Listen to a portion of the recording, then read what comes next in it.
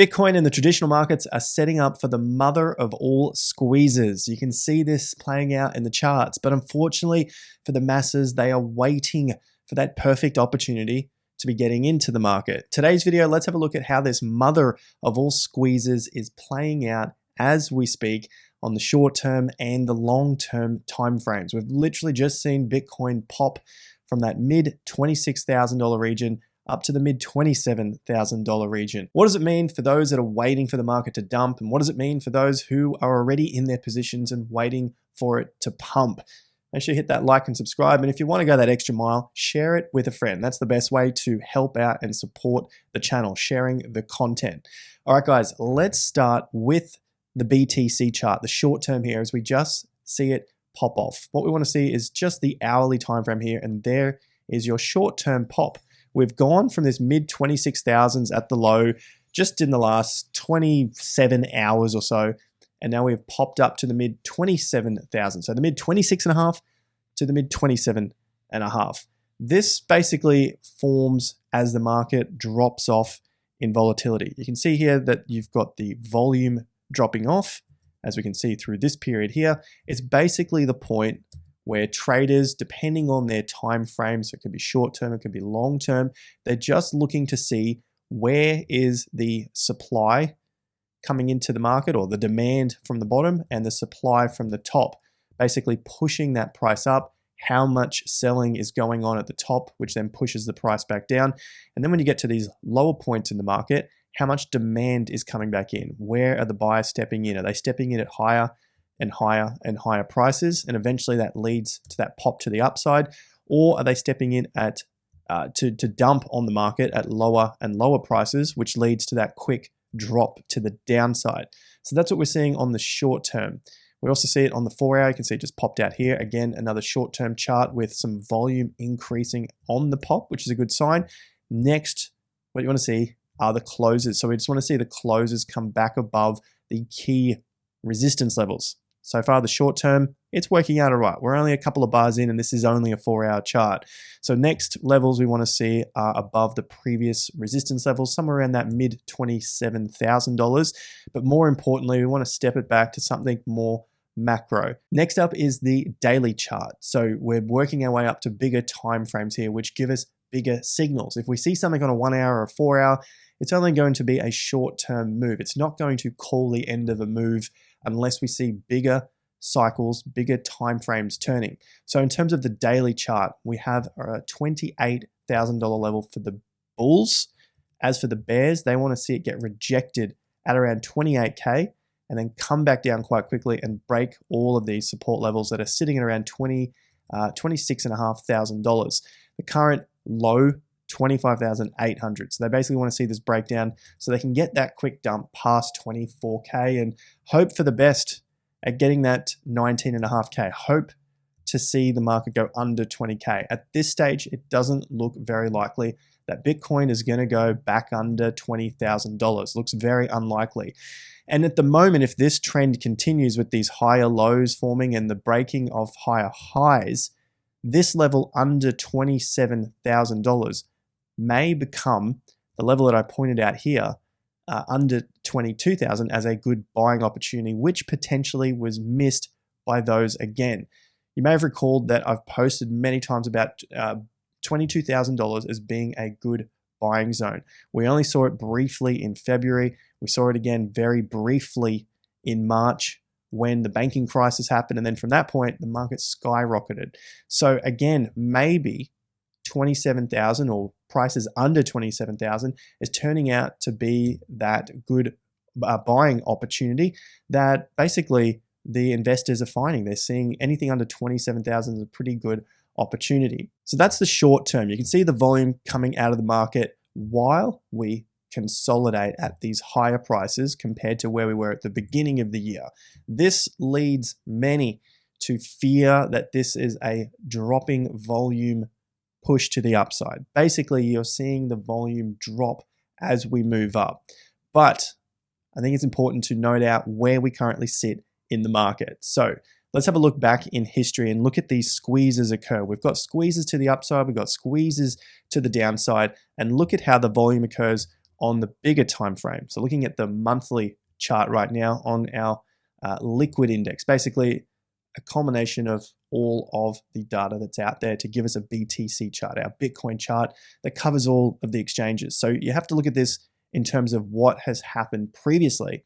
So this was the accumulation through 2015, the time when everyone was saying Bitcoin's going to go back to $100. It didn't. It briefly went under $200 for those short periods of time, started to consolidate above those levels. Then you can see the volume drop off pretty sharply compared to that first dump. Basically, that's the time when the supply dries up in the market. And so at the time, you can see that this rise started on low volume when you compare it to the dump. But that's because the buyers have done their buying. The Bitcoin is off the exchange, or the Bitcoin is off the investment space, the trading space, and it's being held waiting for the move to the upside. Now that the position traders have seen that the volume dries up, it's time to mount the attack to the upside. As you can see from the dates, it can take years. So be patient in these zones. You can see the push to the upside here as we first break out of the accumulation, high volume. Then we go sideways and we get into this squeezing point where the volume relative to where it was drops off. The demand drops off. And then eventually you get this pop, this break to the upside, and the squeeze occurs. Basically, the markets get squeezed, prices go up. We get a quick test to the downside.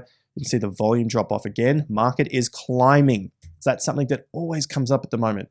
Volume dropped off, market is still climbing. It just means there is not as much supply on the market anymore, and this is okay to happen in bull markets, especially when it's at the beginning of the bull market. The supply has been taken off the market, so any of those stocks, cryptos, Bitcoin, whatever it is, we're looking at a chart, it applies to all markets.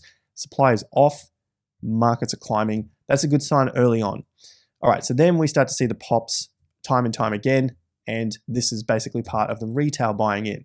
We look at the squeeze on the opposite end as well. Basically, these price ranges contract, volume drops off, and we also get the squeeze at the downside. We have to note that this is in a bear market. So it's basically the same sort of thing, but happening in reverse this time.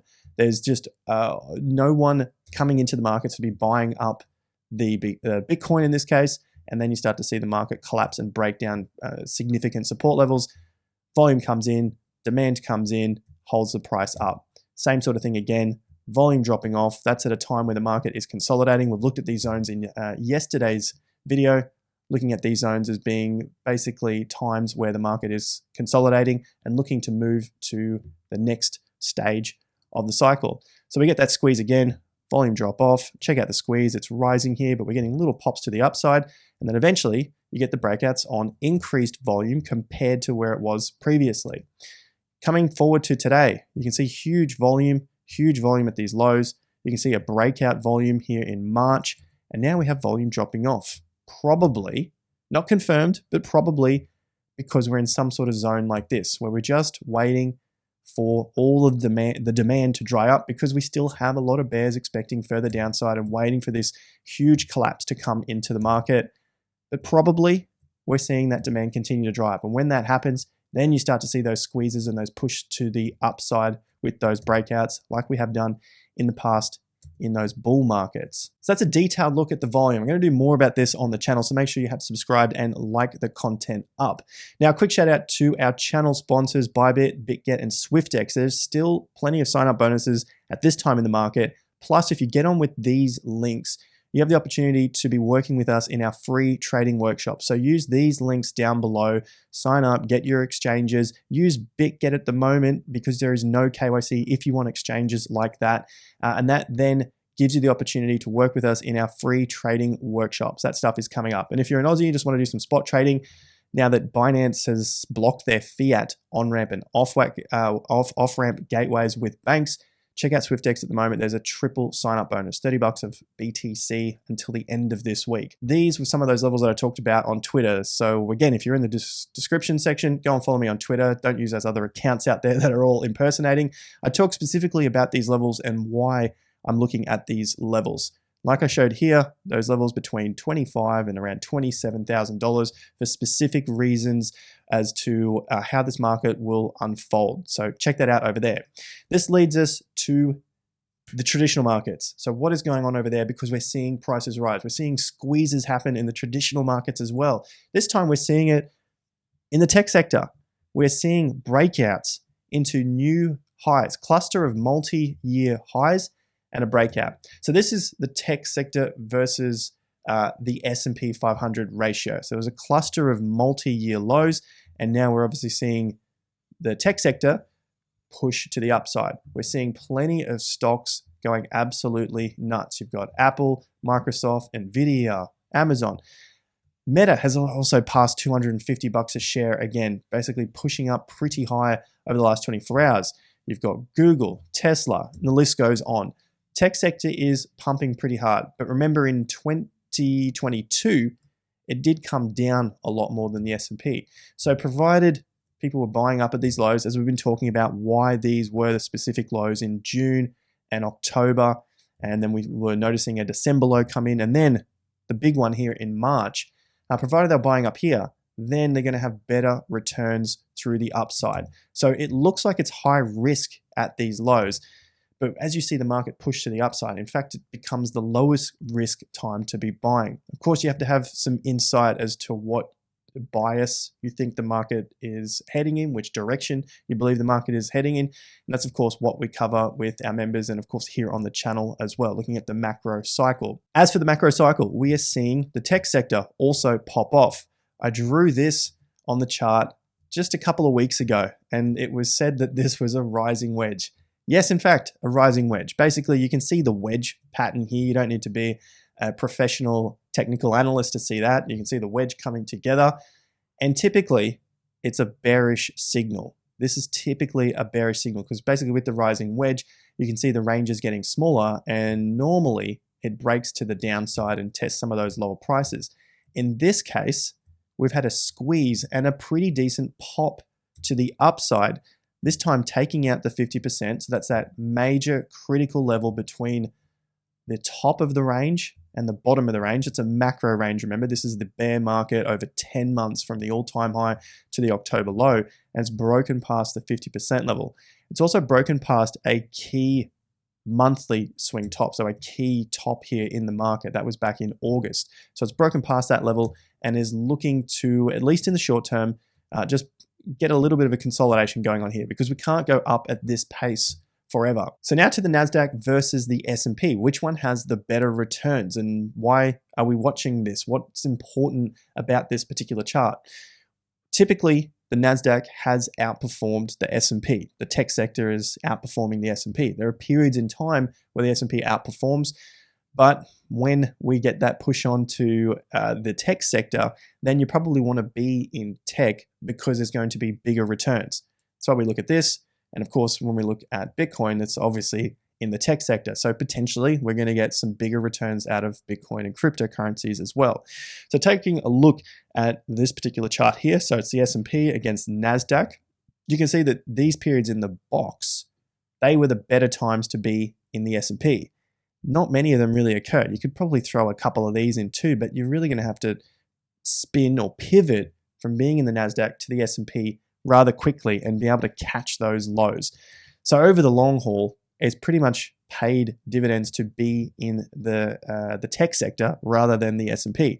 Only now in recent memory was it better to be in the S&P than the Nasdaq. That was basically through 2022 during the bear market. But now what we see is the tech sector coming back and coming back pretty strong, almost coming back to these levels that it showed in 2021, early 2021 and late 2021 when the bull market peaks happened.